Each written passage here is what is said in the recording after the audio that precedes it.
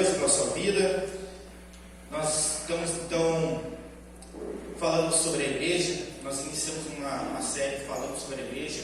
E na primeira quarta-feira eu enfatizei a questão da gente precisar entender a diferença da igreja espiritual e a igreja natural. Entender que todos nós fazemos parte da igreja espiritual, mas que ao mesmo tempo a palavra nos dá o embasamento que nós precisamos estar juntos em comunhão na igreja natural, a qual nós temos agora. Glória a Deus. Só que agora, irmãos, eu quero conversar com você sobre a história da nossa igreja, para que a gente venha entender de onde nós viemos, por que nós estamos aqui, né? O que a igreja passou para que nós tivéssemos a oportunidade de estar aqui nessa noite. Então, irmãos, como vai funcionar? Nós vamos falar sobre em 3 quartas seguidas. Então, daqui mais 2 quartas eu vou estar ministrando sobre a igreja e como vai funcionar. Hoje nós vamos falar sobre o início da igreja, como ela se formou, como foi os primeiros anos, os primeiros séculos da igreja, principalmente narrado no livro de Atos, e as dificuldades que aqueles crentes passaram para estabelecer a igreja aqui na terra. Na semana que vem a gente vai trabalhar um pouquinho sobre o conceito da reforma protestante.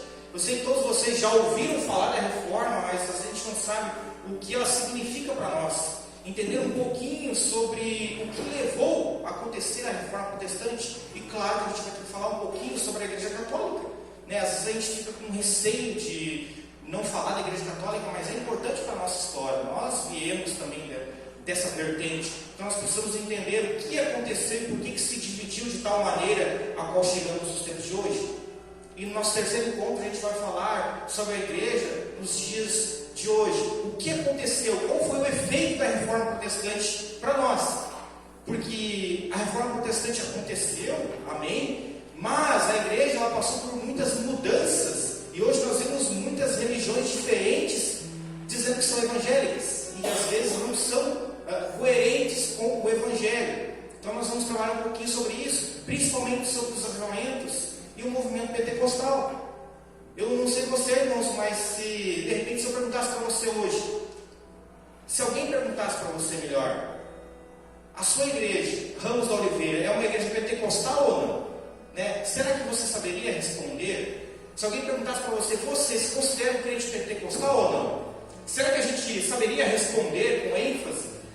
Entendeu? Então a gente precisa entender esses movimentos que aconteceram. Então, né, no nosso último encontro, eu tenho certeza que você vai sair daqui entendendo o que é esse movimento pentecostal, isso nós fazemos ou não parte dele. Amém? Então eu quero te convidar a você nesses 3 encontros, a gente realmente estar com a nossa mente aberta para aprender mais do Senhor sobre a sua igreja. E entender, irmãos, é realmente estudar a história. Hoje nós vamos estudar a história. Então que realmente você esteja com o coração e a mente aberta e que nós venhamos reter tudo aquilo que o Senhor vai nos falar a partir da sua história, a partir da nossa igreja. Glória a Deus, amém? Então vamos caminhar junto nesses 3 encontros falando sobre a nossa amada igreja. Irmãos, então para iniciar eu queria que você abrisse sua Bíblia em Gálatas no capítulo 4. Gálatas 4 no versículo 4.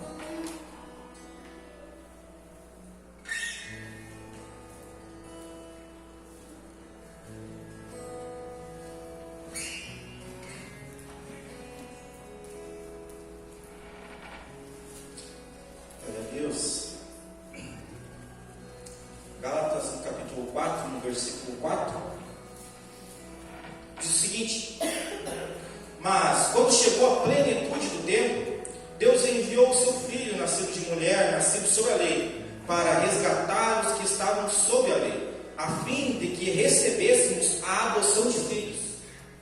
Amém? Então Paulo enfatiza aqui que quando chegou a plenitude do tempo, sabe? E antes nós entendermos como nasceu a igreja, é necessário que a gente entenda que Jesus, ele veio na plenitude dos tempos, assim como Paulo fala. A igreja, ela nasceu na plenitude dos tempos. E por que é importante a gente entender isso? Porque às vezes a gente se pergunta, poxa, por que Jesus não veio antes? Por que Jesus não veio depois? Por que a igreja não foi estabelecida mais para frente, quando já a tecnologia já estava mais avançada, a qual o evangelho podia ser difundido de uma maneira mais rápida de repente? Mas por que Paulo enfatiza que naquele exato momento foi a plenitude dos tempos? E nós analisando a história, nós chegamos à conclusão que realmente aquele momento ao qual Jesus veio e a igreja começou a nascer foi a plenitude dos tempos. Não foi antes, não foi depois e não é agora. A plenitude dos tempos foi exatamente naquele tempo. E por que isso? Porque se nós olharmos a nossa Bíblia, se você pegar a sua Bíblia, você vai ver que ali entre o último livro do Antigo Testamento, Malaquias, e o primeiro do Novo, Mateus, existe uma folha em branco. E essa folha em branco, ela simboliza um lapso temporal, um intervalo, a qual na teologia se diz que é os 400 anos de silêncio. Não necessariamente que esses 400 anos de silêncio, Deus ele esteve parado, deixando as coisas acontecerem de qualquer maneira, mas significa que Deus ele não se manifestou profeticamente, assim como nós vemos no Antigo Testamento, através de uma pessoa, de um profeta, trazendo uma mensagem específica para Israel. Então, nesse tempo, nesses 400 anos de Malaquias a Mateus, é considerado o tempo de silêncio, os 400 anos de silêncio. E por que isso é tão importante para a nossa história? Porque nesse período, embora profeticamente não havia sido lançado uma palavra, o mundo estava realmente se tornando a plenitude dos tempos. Deus estava trabalhando. Nós vemos que o Império Grego, ele havia unificado a língua, a cultura. Então todos falavam a mesma língua, todos tinham o mesmo ensino, a mesma cultura, e isso acabou ajudando para que o Evangelho fosse difundido mais para frente, porque a Bíblia ela foi traduzida para o grego. Então a língua grega ela foi uma das grandes chaves para que o Evangelho fosse difundido. Depois do Império Grego, nesses 400 anos surge o tão conhecido Império Romano, o grande Império Romano, e com ele veio a modernidade. O Império Romano, ele trouxe a organização, ele trouxe a infraestrutura, algo jamais visto, tanto que até hoje, se você for analisar as estradas, as estruturas, elas são baseadas num conceito romano para a história.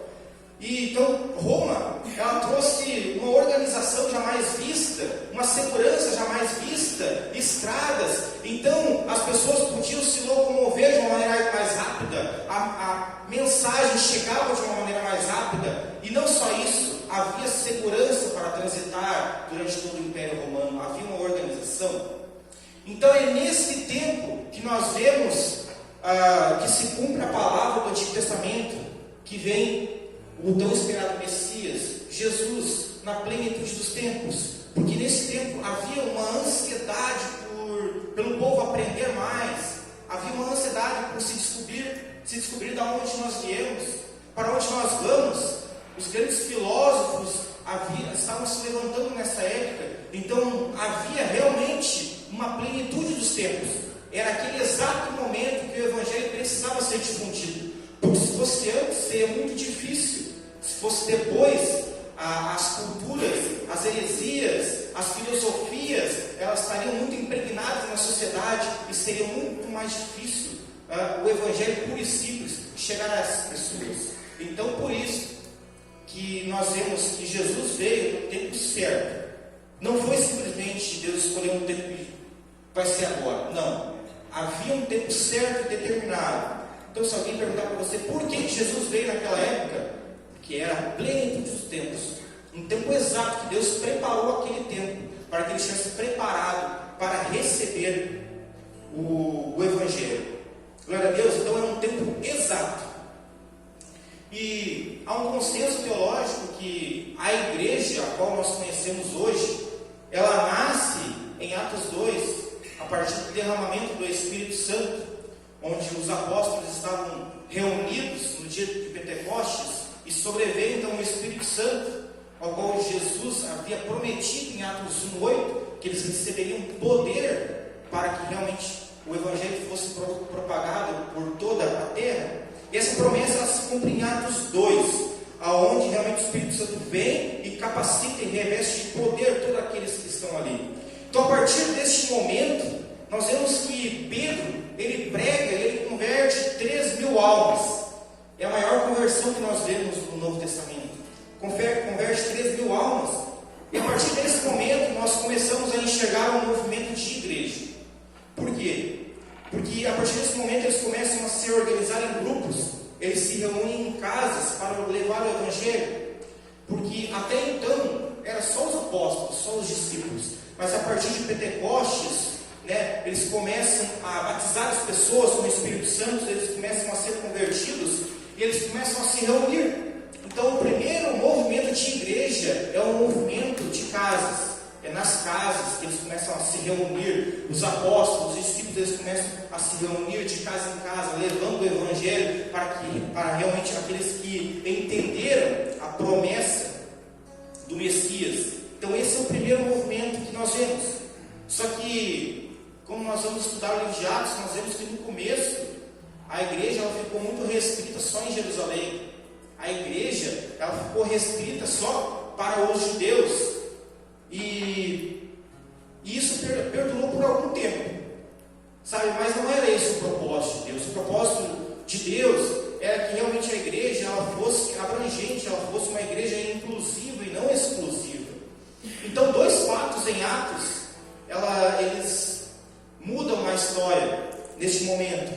E um desses fatos é a visão de Pedro, onde Deus ele mostra para Pedro em um lençol alguns animais impuros. E ele diz para Pedro, coma desses animais.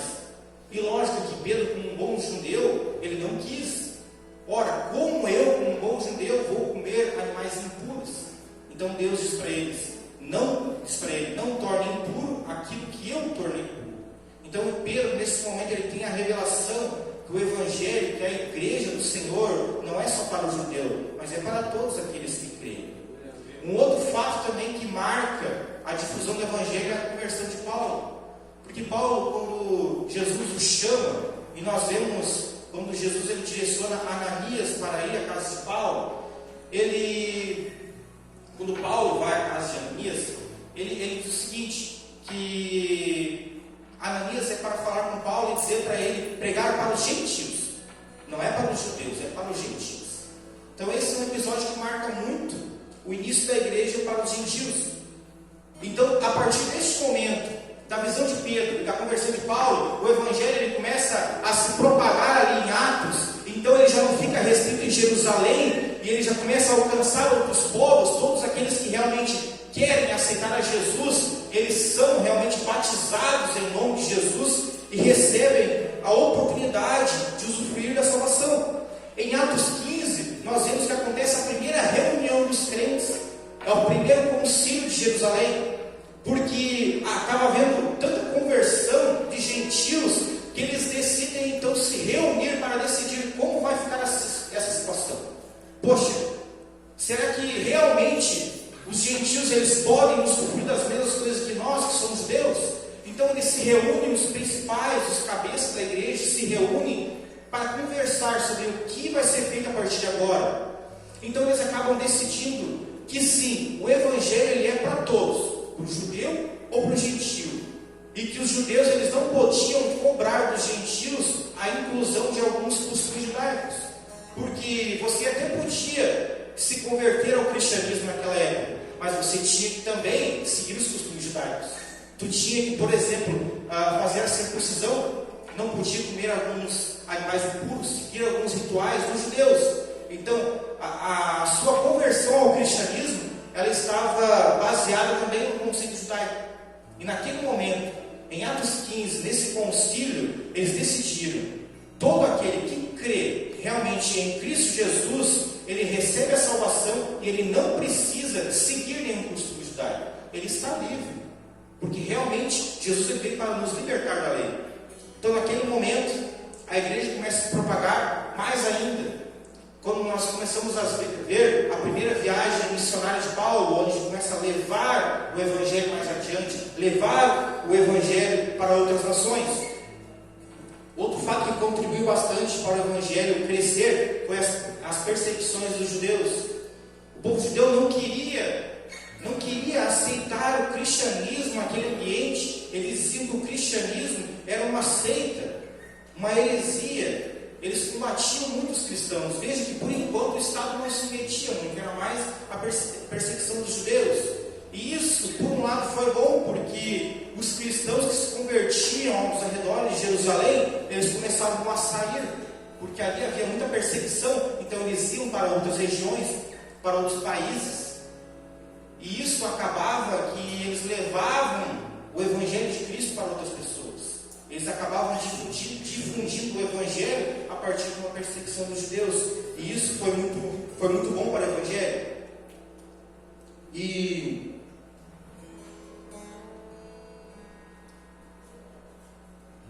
Então, nesse ponto, nós vemos que as viagens de Paulo já estão bastante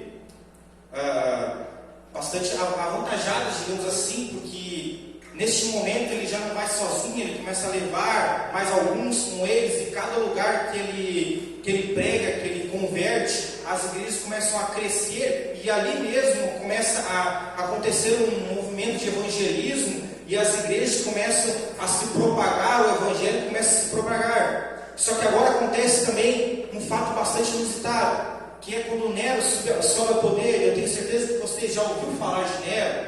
Só que para a história do cristianismo marca muito, porque ele começa a realmente perseguir os cristãos com o Estado, porque até então era só o judeu, mas agora o Estado persegue os cristãos. E Nero, ele começa a realmente perseguir aqueles cristãos, ao grande episódio que todos nós já ouvimos falar do incêndio de Roma, a qual ele coloca a culpa nos cristãos, e por causa disso ele coloca fogo em muitos cristãos, e isso faz com que aconteça a primeira grande perseguição, que é de Nero. Mas sabe o que é mais interessante nesse primeiro século?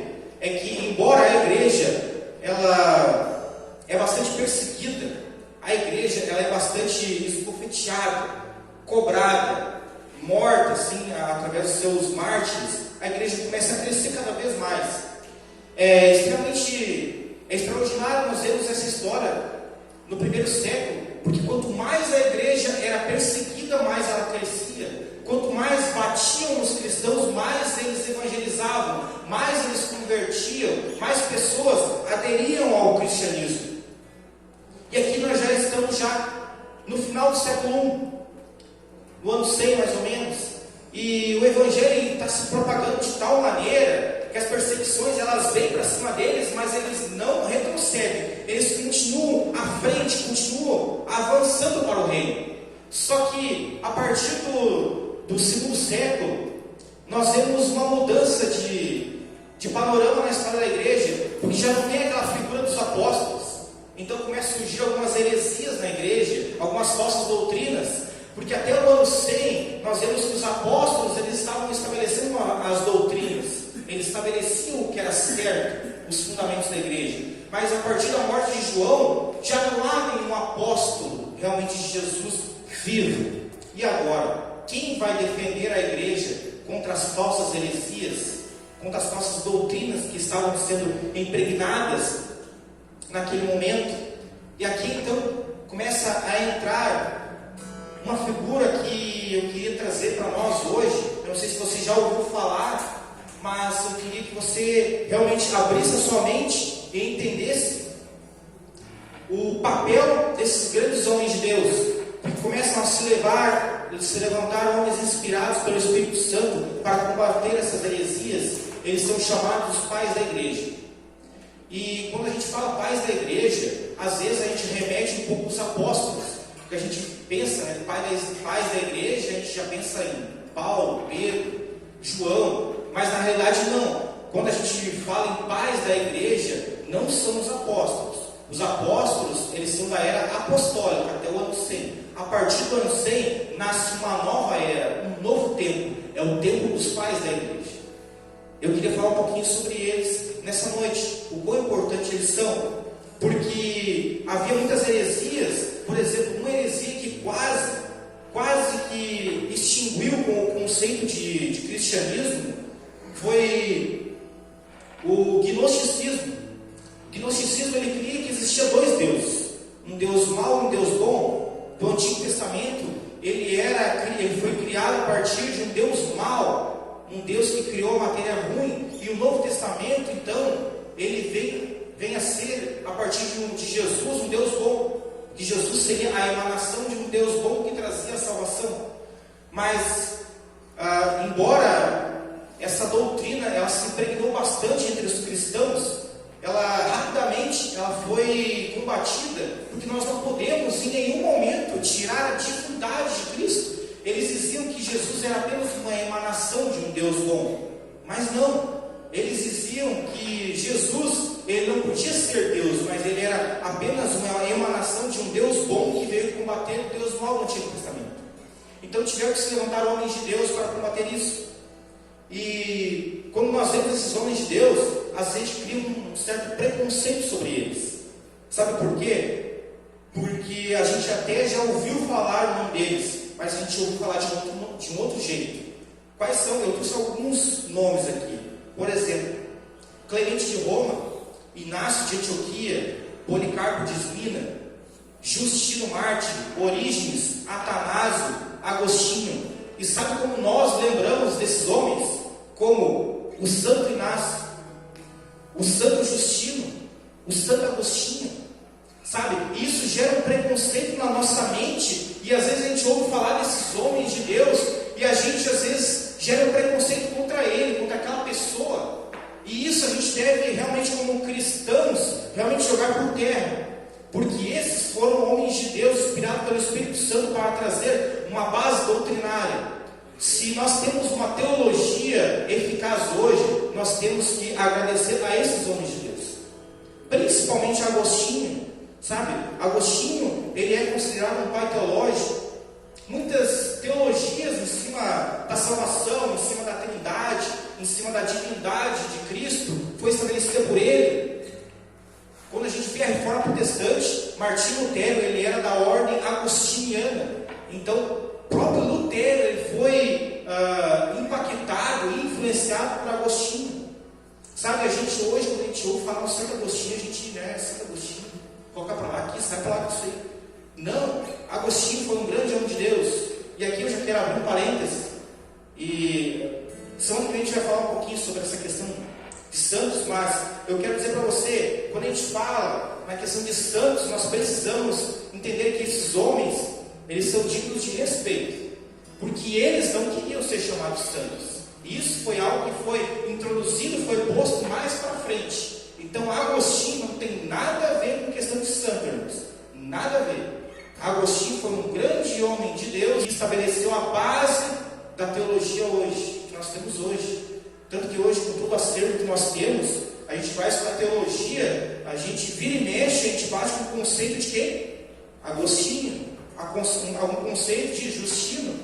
Por exemplo, Justino, só para você ter uma ideia, ele abriu uma escola de filosofia em Roma para explicar, para ensinar a partir da filosofia a explicação de um Deus soberano que está aqui não para causar algum dano, mas está aqui para nos trazer a salvação. Então Justino ele usou a filosofia para explicar a origem de todas as coisas, e explicar Deus, explicar Jesus, sabe?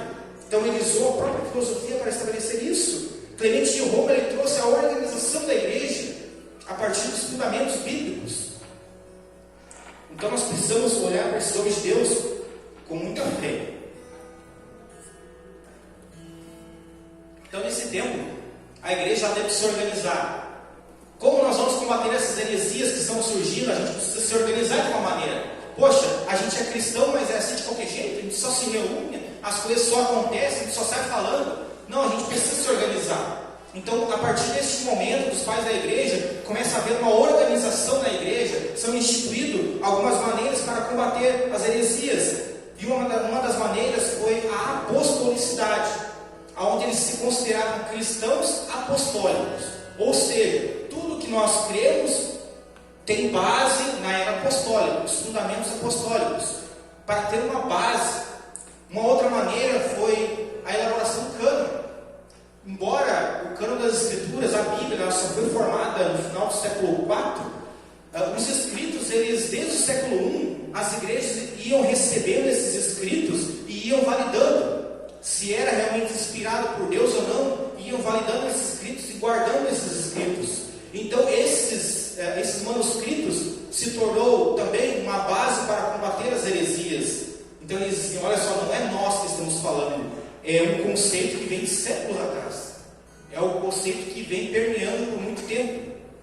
E outra grande conquista da igreja foi o credo apostólico, uma maneira de explicar no que eles criam, porque eles convertiam algumas pessoas, alguns gentios, e gentio é todo aquele que não é judeu, tá, irmão? Então, gentil é tudo que não é judeu. Então, quando eles convertiam algum gentil, até explicar no que eles criam, às vezes demorava um pouco. Então, eles criaram uma regra de fé, a qual eles processavam, e em poucas palavras, eles diziam, nós cremos nisso. Então, a partir dos pais da igreja, eles criaram o credo apostólico. E eu não sei você, mas se você foi um bom católico, você já teve que recitar o creio na igreja. Eu não sei você, mas eu fui um bom católico. Eu só não fui coroinha, mas eu participei de muitas coisas da igreja católica. Catequese, primeira comunhão, eucaristia, sabe? Passei por todos os sacramentos ali. Então, irmãos, eu fui um bom católico, então eu recitei muito o creio. Você já deve ter ouvido falar no creio. Mas só que o creio aqui, ele foi um pouquinho mudado, um pouquinho alterado. Mas o que eu até quero recitar aqui para nós, mas eu trouxe o credo original, o credo apostólico.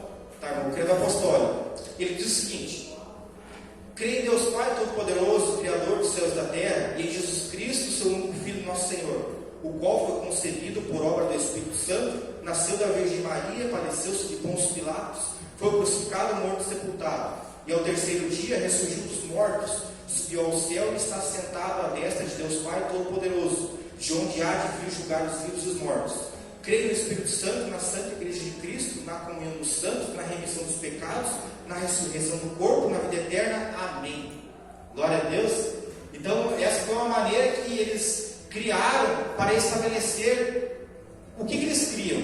Olha só, nós cremos nisso. Esse é o nosso credo. Então, foi instituído o credo apostólico. Então, quando alguém se convertia, ele dizia, olha, se alguém te perguntar no que você crê, recita essa fé, que eles vão entender. Então, essa era a base da crença no segundo século. E então, a partir dos pais da igreja, nasce o conceito também de igreja católica apostólica, sabe? E aqui é interessante que a gente não está falando ainda na igreja católica como nós conhecemos hoje. Católica aqui, ela remete ao fato de ser universal, porque católica significa universal. Então, você dizer que era uma igreja católica, apostólica, significa que era uma igreja que atendia a todos, recebia a todos, não importa a raça, não importa a cor, não importa a situação financeira, a classe social, a igreja cristã recebia a todos. E ela era apostólica porque era baseada nos fundamentos apostólicos. Por isso que é católica apostólica. Então nós não temos problema nenhum nesse conceito de católica. A gente cria alguns dogmas na nossa mente, na nossa cabeça, né? E católico já coloca para o lado. Não. A igreja católica, no sentido de universal, ela foi instituída pela igreja primitiva, pelos pais da igreja. Então a gente tem que entender que não foi um conceito criado pela igreja católica como nós conhecemos hoje. Amém? Glória a Deus. Então esse foi um ponto muito interessante para a nossa igreja, um ponto onde se levantou os pais da igreja, né? Pessoas realmente inspiradas pelo Espírito Santo. Eu gostaria que quando você tivesse a oportunidade, se alguém falasse, que realmente você buscasse aprender um pouquinho mais sobre os pais da igreja, sobre aquilo que eles caminharam, sobre aquilo que eles trouxeram para nós. Isso é de muito valia para nós, que a gente venha realmente entender que os apóstolos, Paulo, ele nos trouxe uma grande base de fundamentos, mas foram esses homens que se debruçaram em cima dos escritos para fazer uma teologia. Então eles se debruçaram dia após dia, meses, anos, estudando, e a partir da unção do Espírito Santo eles estabeleceram doutrinas. Então hoje nós sabemos que Deus é homem, mas mas ao mesmo tempo que Jesus é homem, mas Jesus é Deus, que nós sabemos que hoje o conceito de trindade está estabelecido foi por causa desses homens de Deus.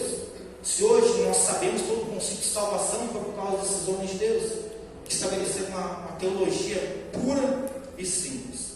Amém? Então esse foi um tempo muito produtivo para a igreja.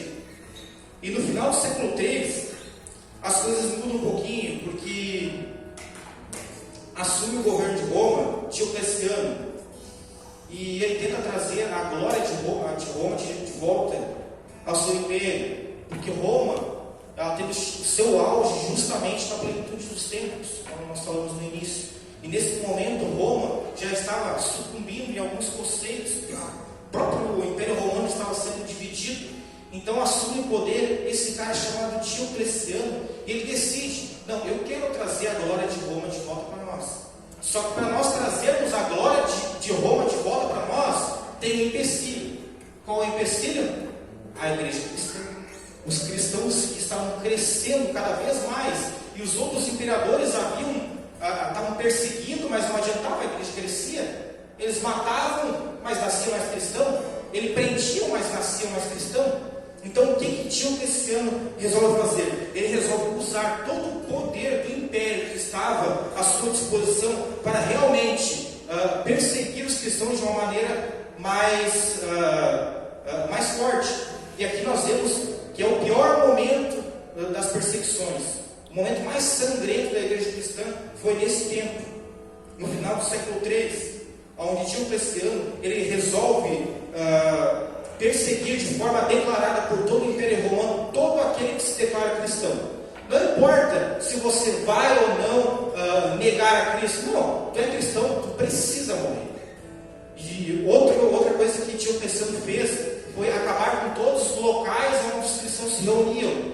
Então ele organizou o Estado de tal maneira para perseguir e matar os cristãos, destruir os lugares onde se reuniam. E o pior de tudo, irmãos, ele resolve então montar um grupo exclusivamente para procurar os escritos. Ele mandou confiscar os escritos para que fossem queimados. Todas aquelas cartas, de Paulo, a carta dos apóstolos, todas aquelas cartas que embasavam a fé cristã, ele organizou um grupo para confiscar e queimar todos esses escritos, para acabar com a fé. Porque ele entendeu: poxa, como eu faço para acabar com os cristãos? Matando não adianta. A única maneira de acabar com o bom crente, como é que é? Tirando a palavra.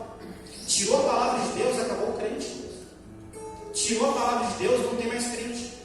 Então um dia o Diocleciano ele resolve realmente tentar acabar com os cristãos, buscando queimar todo tipo de escritura, mas ele não consegue. Sabe, os cristãos eles se organizam de tal maneira que eles escondem alguns escritos, eles começam a copiar os escritos, e embora nessa época muitos escritos foram queimados, muitos conseguiram sobreviver a essa época, a esse conflito tão sangrento com Diocleciano. Então mesmo assim, irmãos, mesmo com essa perseguição tão sangrenta, tão difícil, os cristãos eles conseguem se sobreviver, e mais do que isso, manter viva a palavra, manter viva os escritos, a palavra de Deus, aquilo que estava sendo construído, o cânone estava sendo estabelecido, e eles conseguem então fazer com que nada disso se perca. Eles conseguem guardar de tal maneira que a palavra de Deus conseguisse permanecer durante esse período. E então, no final do século IV, finalmente, no ano 306, a igreja cristã ela muda totalmente de patamar. Porque depois dessa perseguição tão sangrenta, tão terrível, a qual os cristãos eles conseguiram perseverar, sobe ao poder um outro imperador, Constantino. E a partir desse momento muda então a história da igreja cristã.